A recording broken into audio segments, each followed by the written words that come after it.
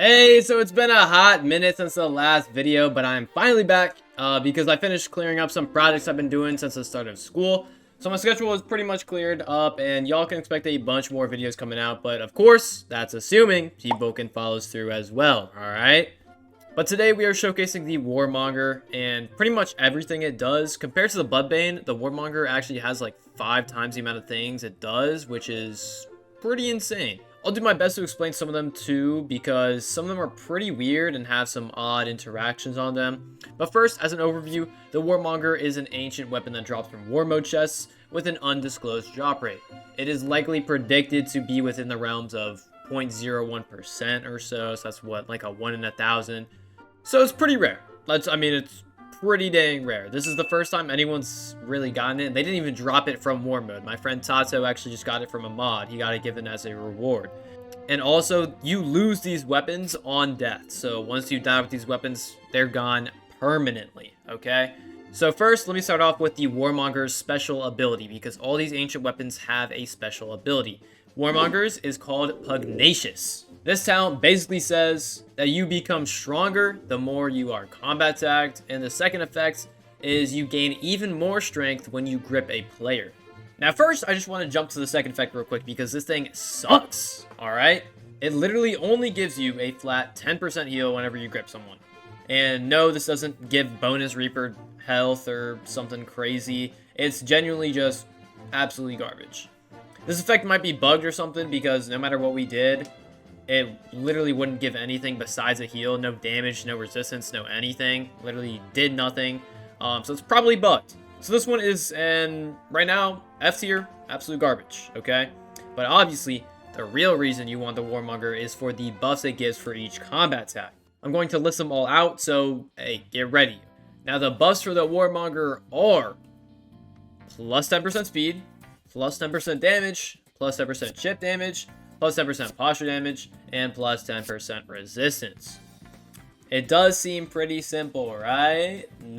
Alright, these things are advanced as hell, okay? First, the damage buff. This is a plus 10% damage buff for each C-tag you have, but it maxes out at 3 C-tags, so only a plus 30% buff. And I know I said only, but, you know, that's a lot. That's plus 30% is a lot, okay?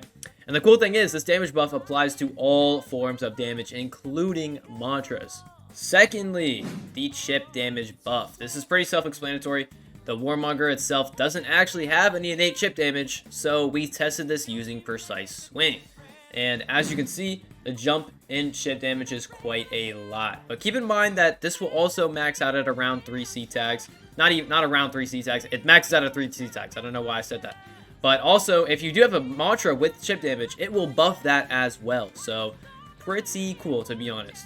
Third, the posture damage. Again, this works with any form of posture damage. So, both mantras and M1s. And of course, it maxes out at that same 30%, which is 3 C-tags. Fourth, the resistance. Now, this one is pretty juicy, alright? You get plus 10% resistance for each C-tag you have. But this bad boy, get a load of this, does not have a cap on it, meaning that you could just keep going up and up in terms of resistance, which is obviously crazy good for ganks. This resistance works similarly to the reinforced buff, but the only difference is reinforced gives resistance to oath mantras and the Warmonger does not. But regardless, it gives crazy amounts of resistance at high amounts of C-tag, so all around it's insanely broken. And lastly, the speed buff. Now this one is insanely complicated, so you're gonna have to bear with me for a little bit, alright? This will take me like 2 whole minutes to explain. Basically, you gain a plus 10% speed buff for each combat tag you have, right? Capiche capuche? This means at 9 C-tags, you're gaining a plus 90% speed buff whenever you M1 someone, okay? Right? But the reverse is also applying. So if you have 9 C-tags on you, and someone attacks you with a mantra or an M1, you also get a 90% speed buff, okay?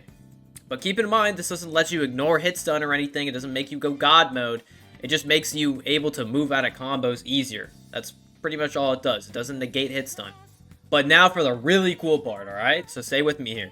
This speed buff is actually counted by total M1s landed. So if you don't know what that means, if you hit 5 people at the same time, right?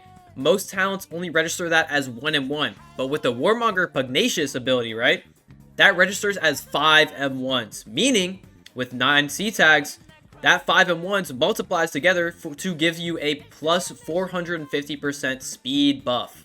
That is pretty crazy. Okay? Now, these speed buffs aren't permanent. They are on a timer of about 5-ish seconds, but they stack infinitely. Meaning there is no cap. But although there is no cap, you'll never be able to move at like Godspeed speed because that timer is not replenished per hit, and instead it just makes new timers for each hit. Oh, also, if you M1 somebody with the Warmonger, it gives them a speed boost for some reason. This is probably a bug, but yeah, I don't know why this happens or anything, but it's pretty funny if you just M1 somebody while having the speed boost. And this scales as well, by the way. If you have 9 C tags, you M1 somebody, they get a bigger speed boost for some reason. So yeah, I don't know why that happens at all. Probably a bug, like I said. So basically, to sum up the entire speed buffs and everything, if you couldn't follow along, it makes you fast as hell, okay? The more C tags you have, it makes you faster. And the more people you hit, it also makes you faster. That's literally how to dumb it down for you peanut brains out there, alright? Let's lock it in. So yeah, that's about all for the Warmonger. That's all I can really give you for the information. But for the real question, is it worth it? Now, let me ask you this question. Would you really want to risk this weapon that's worth, I don't know, 8, 9, 10, 11, 12, 13, 14, 15 scales of Corinthal scales? The Sea Beast guy, the really fat dude? Right? Would you really want to risk all that for a weapon that you lose on one death? One death? And it's gone. It's gone. Yeah, I mean, I hope none of you answered yes, bro, alright? Because never in a million years would I want to do that. That's why I hate these weapons. Like, they're so rare, they're meant for PvP, but literally all you see these weapons doing are they're just being traded. They literally have no value, because who in their right mind would risk something so valuable for a dumb flex? You just want to flex on some random people, bro, and then boom, you lose it, and you're out of literally the rarest item in the game.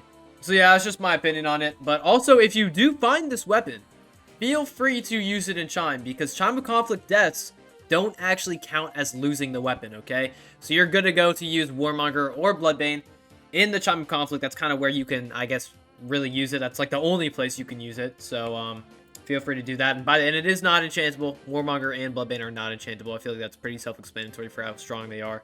So yeah, anyways, I hope you guys did enjoy. And yes, I do promise I will be uploading this weekend. And probably every other day for the next few weeks, until I can upload daily once I wrap up my schedule. So yeah, look forward to that, and I'll see y'all later. Peace!